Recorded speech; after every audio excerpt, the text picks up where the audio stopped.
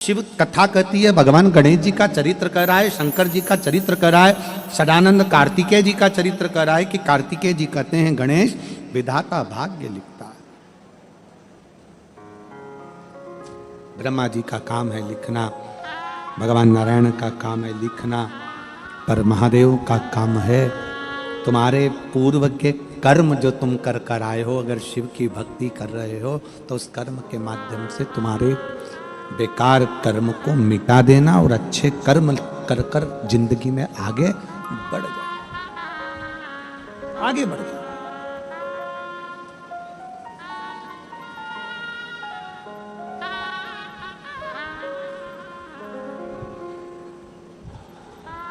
कुछ अच्छा कर्म करो, कुछ श्रेष्ठ कर्म करो।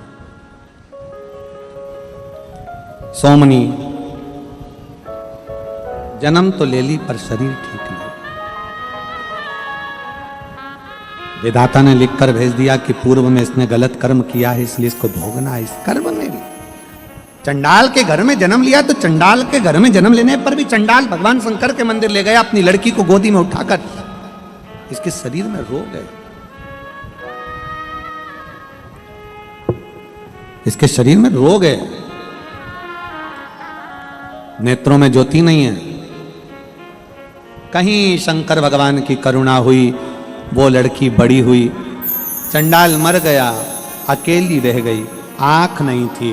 कोई ने ले जाकर महाबलेश्वर की पवित्र भूमि गोकर्ण क्षेत्र में उसको छोड़ दिया।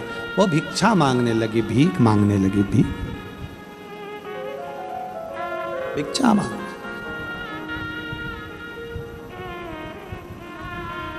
शिव कृपा किसको कहते हैं?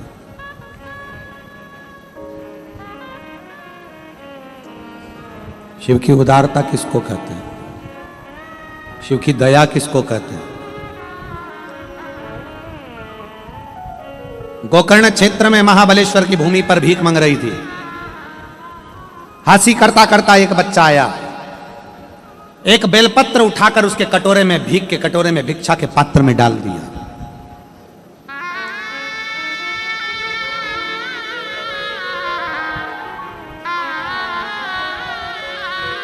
हमने पहले भी कथा में काज फिर कहते हैं, जिसके घर में बेलपत्री का वृक्ष होता है ना, उसके घर में सारे तीर्थ अपने आप विराजमान रहते हैं।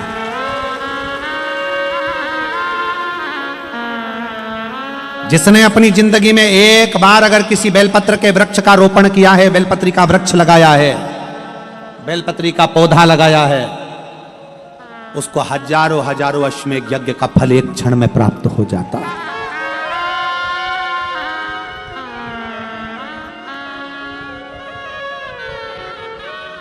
एक क्षण में प्राप्त हो। बेलपत्री उस लड़की के कटोरे में, जो आंख से अंधी है, शरीर में रोग है, वो बेलपत्री उसके कटोरे में डाल दी। वो कटोरे में पड़ी हुई बेलपत्र उस लड़की ने हाथ से निकाली, फेंक दिया। ना जाने कौन ऐसा व्यक्ति है जो मेरी हंसी उड़ा रहा है, मजाक कर रहा है, और मेरे कटोरे में पत्ती डालकर चले गया। उसने पत्ती को कटोरे में से निकालकर फेंक दिया।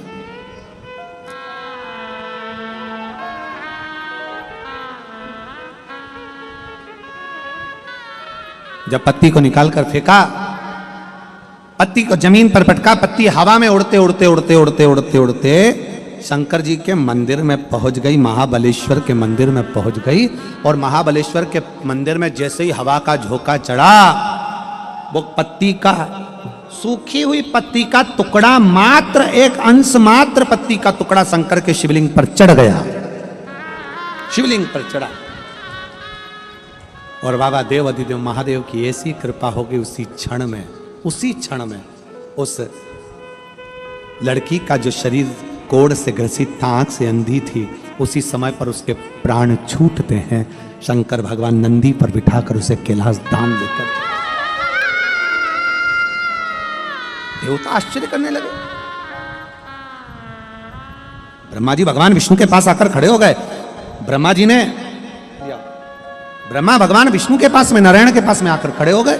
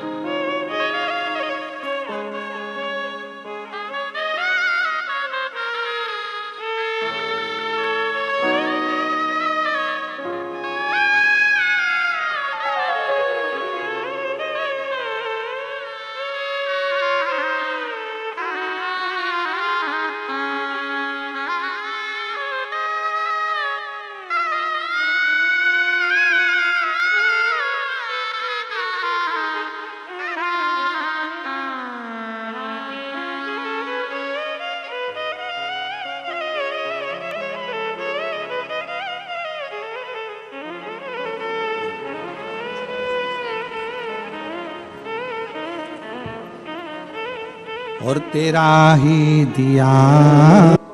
सारे देवता आश्चर्य में पड़ गए। भगवान ब्रह्मा भगवान विष्णु आपस में बात करने लगे, शंकर जी ने क्या कर दिया, ये वो लड़की है सोमनी जिसने पर पुरुष का गमन किया।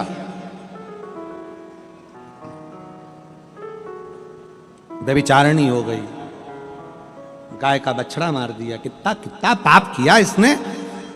और दूसरा जन्म चंडाल के घर में पाया, फिर भोग रही थी। पर शंकर भगवान ने ये क्या कर दिया, इसने तो शिव जी का नाम भी नहीं लिया, इसने तो शंकर की आराधना भी नहीं करी, इसने तो शिव की उपासना भी नहीं करी, फिर इसको इतना फल कैसे मिल गया।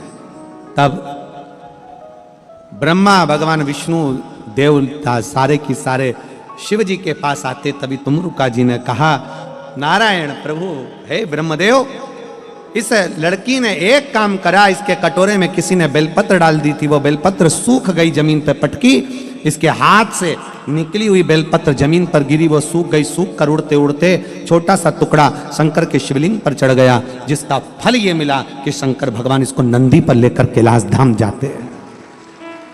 नंदी पर लेकर, और जितना दिल से आप भगवान को पुकारोगे, जितना हृदय से शिव को आप भजोगे, जितना हृदय से भगवान शंकर को आप रमोगे, जितना हृदय से भगवान शंकर का आप स्मरण करोगे, शिव आपको उसी भाव से प्रकट होगा। अनायास आप नहीं भी भज रहे हो भगवान को, और मुख से हृदय से शिव की भक्ति आपके भीतर प्रवेश कर गई, तो वो सुख है, वो सुख है।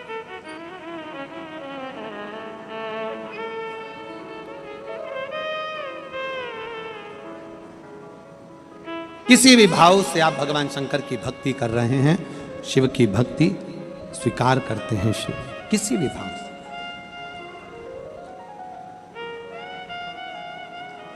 कितना सुंदर भाव है। शिव महापुराण की कथा कहती है, कंस विद्वान था, रावण विद्वान था, हिरण्यकशिपु विद्वान था, परंतु इनकी विद्वत्ता एक जगह पर काम नहीं करी। कंस विद्वान था, रावण विद्वान था, हिरण्यकशिपु विद्वान था, हिरण्याक्ष विद्वान था। जितने भी असुर होते हैं सब विद्वान होते हैं, जब ही तो भगवान उनको वर प्रदान कर देते हैं। विद्वत्ता है उनमें, उनके तप, उनकी साधना, उनकी शक्ति, उनका बल भगवान को प्रकट कर देता है, ये उनकी विद्वत्ता है।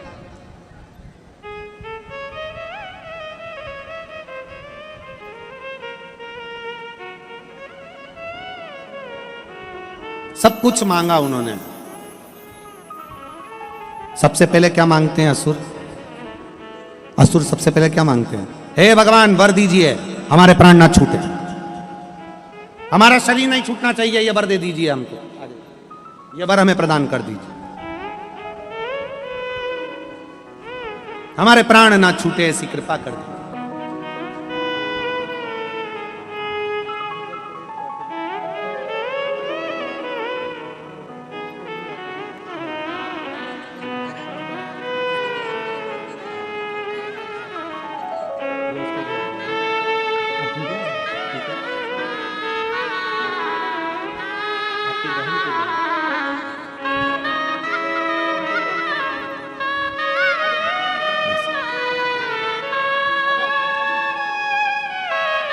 शिव कृपा से, शंकर की उदारता से, इनकी बहू की बहन है जिनको कैंसर हो गया था, और शिव की कृपा से एकदम ठीक हैं, और जो गांठ थी छाती में वो भी गल चुकी है। उसी के भाव में आप बेलपत्र लेकर जाए। शिव तत्व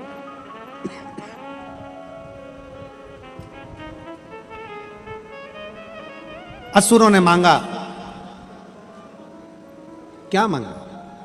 जितने भी असुरों को देखोगे, रावण ने मांगा मेरे प्राण ना छूटे, मैं मरूं ना। कंस ने मांगा मेरे प्राण ना छूटे, मरूं ना। हिरण्यकशिपु ने मांगा मैं मरूं ना, मेरे प्राण ना छूटे, मेरा शरीर ना छूटे। कितने विद्वान थे। परशु महापुराण की कथा कहती है, ऐसी विद्वत्ता किसी काम की नहीं। जो मांग रहे हैं तो केवल इतना मांग रहे हैं कि मेरे शरीर ना छूटे। विद्वत्ता उसको कहते हैं, शिव पुराण कहती है, वेद व्यास जी कहते हैं, विद्वत्ता उसको कहते हैं कि कभी अगर भगवान तुम्हारे सामने आकर खड़ा हो जाए और कहे कि वर मांग, तो सबसे पहला वर ये मांगना चाहिए कि तेरे चरण ना छूटे, बस ऐसी कृपा कर, तेरे चरण।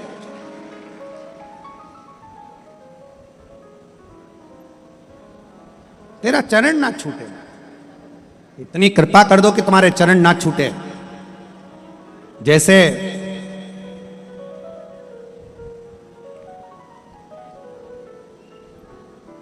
भगवान श्री गणेश जी महाराज ने भगवान शंकर के साक्षी में परिक्रमा करने के बाद में मांगा कि शिव ऐसी कृपा करिए। बोले बाबा पिताजी ऐसी कृपा करो कि आपके चरणों की सेवा नित्य करता रहूं, आपके चरणों में रमता रहूं, आपके चरणों की सेवा में दिन रात लगूं, सेवा ना छूटे।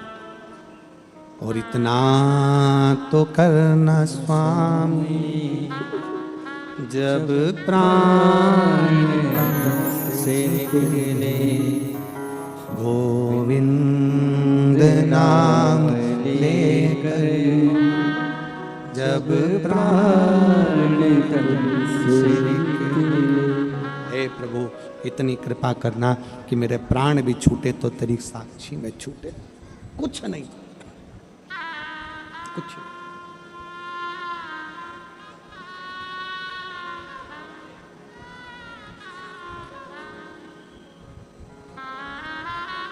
भगवान से बस मांगो उतना, तेरे चरणारविंद की सेवा, इससे ज्यादा कुछ। वो एक लाइन गुनगुनाते हैं, देवा महा, और भगवान विष्णु कह रहे हैं शिव ये तुमने क्या कर दिया, बाबा आप ये क्या कर रहे हो। ये वो लड़की है जिसने पाप कर्म करा और आपने उसको नंदी पर बिठाकर कैलाश ले गए, नंदी पर बिठाकर। शंकर भगवान कहते हैं विधाता का काम है भाग्य लिखना, और देव अधिदेव महादेव का काम है भाग्य को पलटना, लिखा हुआ पलट देना, ये शिव का काम, शंकर का काम। एक पत्र है,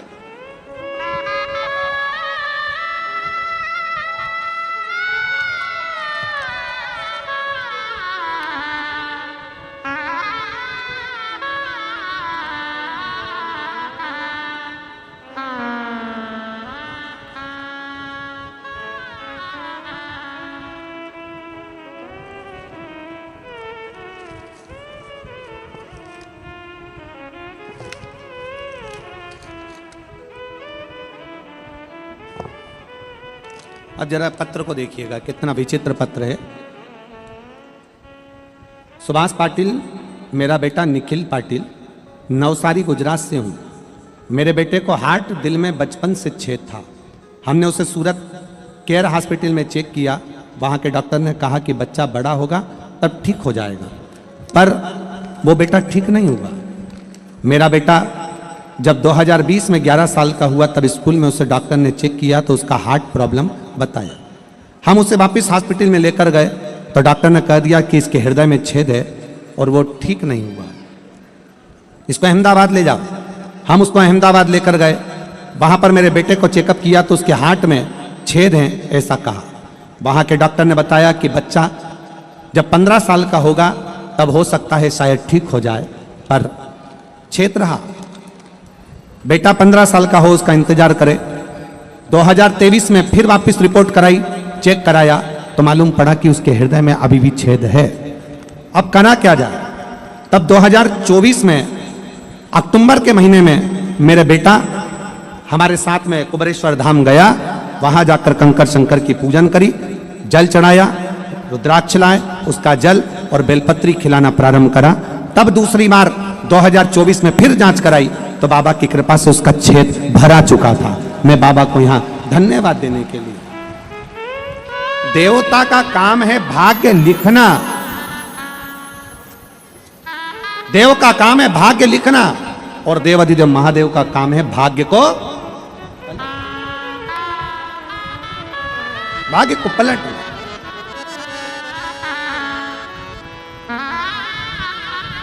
शिव कथा कर रही है, भगवान शंकर का चरित्र कर रहा है, भगवान शंकर का संवाद कर रहा है। सोमनी का भाग्य पलटने की जवाबदारी मेरे देवाधिदेव महादेव, क्योंकि बेलपत्र का एक अंश उनके ऊपर चढ़ गया। भूलवश भी हम किसी एक वृक्ष को, एक पौधे को, बेलपत्र के पौधे को लगा देते हैं उसका अपने हाथ से बेलपत्र का पौधा लगाया, बड़ा हो गया, उसकी पत्ती टूटकर भगवान शंकर को चढ़ रही है, तो समझ लेना कि तुमने जिंदगी में सबसे बड़ा कार्य कर लिया है, सबसे बड़ा कार्य। शिव कथा कर रहे, भगवान शंकर का संवाद कर रहा, शिव महापुराण की कथा कर। समय आया तारकासुर को मारने के लिए भगवान षडानंद कार्तिकेय जी का प्रागट्य हुआ और तारकासुर का संहार करने के लिए षडानंद कार्तिकेय प्रकट होते हैं।